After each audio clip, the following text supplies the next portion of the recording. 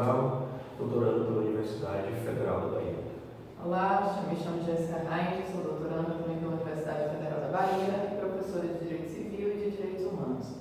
Hoje a gente vai falar um pouco do nosso trabalho intitulado Uma pretensa generalidade dos direitos humanos da teoria geral do direito, analisados a partir da geopolítica e do multiculturalismo.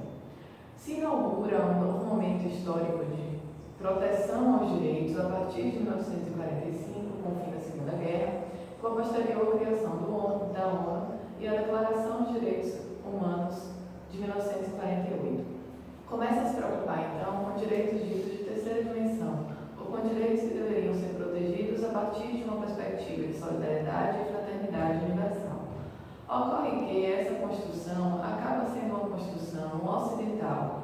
Os direitos que são decorrentes da dignidade da pessoa humana e que deveriam ser convencionados a partir de tratados, convenções e acordos entre os países, acabam sendo direitos que trazem em sua construção uma perspectiva ocidentalizada de cultura, de ética e de moral, o que faz com que nós tenhamos direitos pretensamente humanos que são criados e são construídos a partir de uma perspectiva dos países dominantes ocidentalizados.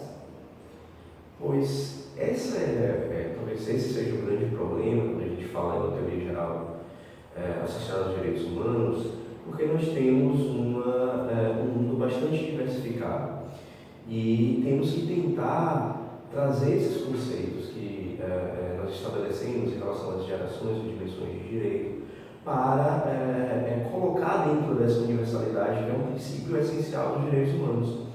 E nós temos uma grande dificuldade dentro de três aspectos sobre como colocar essa teoria geral do direito em prática sem ter justamente esse caráter dominante. E primeiro desses aspectos é justamente o aspecto geopolítico.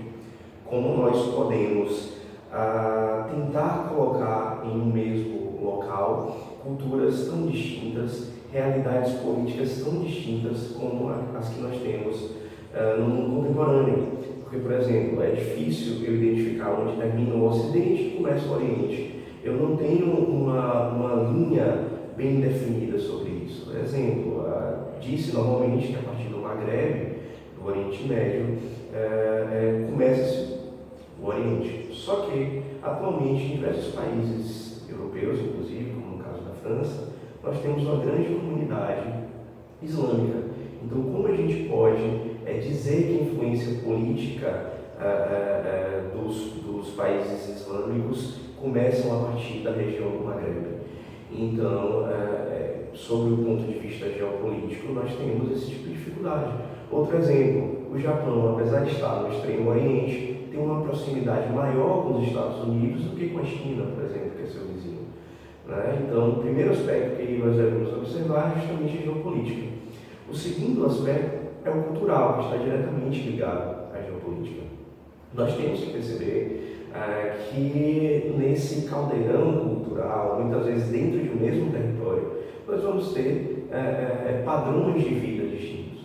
Se nós pegamos o próprio exemplo da França, lá dentro nós vamos ter comunidades distintas, o padrão de vida europeu clássico, e nós temos comunidades marroquinas, nós temos comunidades árabes das mais diversas. E tem-se uma diversidade cultural muito grande nos moldes trazidos por Alain Touraine. Então, é o segundo aspecto que torna mais difícil uma padronização nesse sentido dos direitos humanos. E o terceiro aspecto que dificulta uma linguagem universal para os próprios direitos humanos é a própria linguagem. Como estabelecer uma linguagem que atinja o indivíduo que está no Extremo Oriente da mesma forma que atinge o indivíduo na América Latina, sendo que muitas vezes nós temos dentro de uma comunidade lógicas, padrões linguísticos distintos, e isso é trazido por Boaventura de Souza Santos, E ele traz a questão do poder do discurso e de que forma ele vai variando conforme o local, conforme a comunidade, ainda que dentro de um estado, conforme ele vai variando e vai trazendo acepções distintas do direito. Se nós temos que o direito é uma linguagem e a norma é a expressão desse direito, conforme Paulo Nader, no seu livro sobre filosofia do direito, nós podemos perceber que essa norma, essa linguagem, ela é bastante variável. Quando nós reconhecemos essa questão do aspecto cultural, das várias culturas, da forma como elas interagem, é importante chamar a atenção para a perspectiva do multiculturalismo. O multiculturalismo, ele reconhece essa divergência entre as culturas, mesmo dentre as culturas dominantes, as culturas ditas dominantes. Então, quando eu falo em uma cultura latino-americana, quando eu falo em uma cultura europeia, quando eu falo em uma cultura americana, não se pode estabelecer dentro desse território uma única perspectiva cultural. Se diz que mesmo nas comunidades pequenas existe espaço para divergência, ou seja, mesmo dentro de um grupo que em tese está normalizado, eu tenho pessoas que são chamadas de excluídos. Nessa perspectiva, Howard Becker tem um livro chamado Os Estabelecidos e os Outsiders.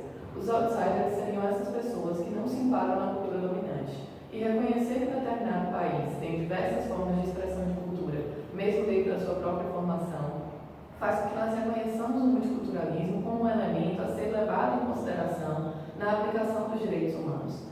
Não reconhecer o multiculturalismo seria impor os direitos humanos como uma forma de dominação geopolítica, já que você teria direitos ditos universais a serem impostos dentro de todas as culturas, sem reconhecer que dentro dessas culturas eu tenho também fragmentos e divergências, posicionamentos completamente diferentes na perspectiva cultural. Então, para que nós consigamos aplicar os direitos humanos, é necessário que eu tenha um reconhecimento das culturas, que são culturas menores em termos de expressão, mas que não por isso menos importantes. Então, nós gostaríamos de dar aqui esse recado com relação à preocupação em termos de aplicação dos direitos humanos ditos universais, pretensamente universais, porque muitas vezes considerar que esses direitos humanos são universais e que por isso devem ser entendidos da mesma forma por todos os países, acaba levando à noção de que existe uma hierarquização. Aqueles que estão mais longe dessa nossa concepção de direitos humanos acabam sentidos como inferiores, sendo que isso não é verdadeiro. Nós estamos diante de culturas divergentes, mas isso não faz com que essas pessoas possam ser ditas inferiores. Até porque, se considerássemos assim, teríamos que impor ou muitas vezes forçar a sua evolução, o que não seria uma perspectiva ideal, considerando a alteridade e o reconhecimento do valor e da importância desses países, dessas culturas para o direito e para o mundo como um todo. Ok, obrigada.